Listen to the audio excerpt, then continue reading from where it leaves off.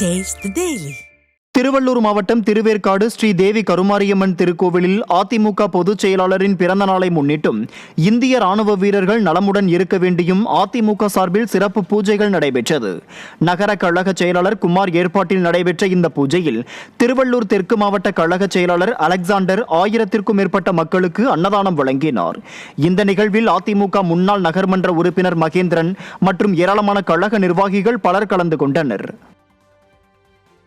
கிராமங்களில் முதியவர்களை கொடூரமாக கொலை செய்து நகைகளை கொள்ளையடிக்கும் சம்பவங்களுக்கு அதிமுக ஆட்சியில் முடிவு கட்டப்படும் என்று முன்னாள் சபாநாயகர் பொள்ளாச்சி ஜெயராமன் உறுதிபட தெரிவித்தார். திருப்பூர் மாநகர் மாவட்ட அதிமுக கட்சியின் சார்பில் பூத் கமிட்டி பணிகள் சரிபார்ப்பு முகாம் காங்கேயம் ஒன்றிய செயலாளர் NSN நடராஜ் தலைமையில் நடைபெற்றது. இதில் பொள்ளாச்சி சட்டமன்ற உறுப்பினரும் முன்னாள் துணை சபாநாயகருமான பொள்ளாச்சி ஜெயராமன், கிணத்துக்கடவு சட்டமன்ற உறுப்பினர் தாமோதரன் ஆகியோர் உரையாற்றினர். காங்கேயம் முன்னாள் சட்டமன்ற உறுப்பினர் NSN நடராஜ், ஒன்றிய அவைத்தலைவர் டி பழனிசாமி, ஒன்றிய துணை செயலாளர் திருச்செந்தில், ஒன்றிய பொருளாளர் பழனிசாமி உட்பட பலர் கலந்து கொண்டனர்.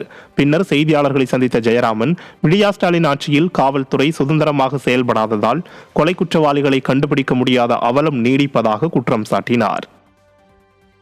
இந்த அரசு காவல்துறையை சுயமாக செயல்பட அனுமதிக்கவில்லை. மக்கள் பேராபத்து சூழ்ந்திருக்கிறது என்று அச்சப்பட்டு கொண்டிருக்கிறார்கள். இந்த நிலைமை மாற வேண்டும் என்றால் விரைவில் ஆட்சி மாற்றம் ஏற்பட்டு சரியான தலைமையாக எடப்பாடியார் தமிழகத்தின் முதலமைச்சராக வந்தால் மட்டும்தான் கிராமப்புறத்திலே விவசாயிகள் தோட்ட பக்கம் போய் தோட்டத்து பணிகளை நம்பிக்கையோடு மேற்கொள்ள முடியும்.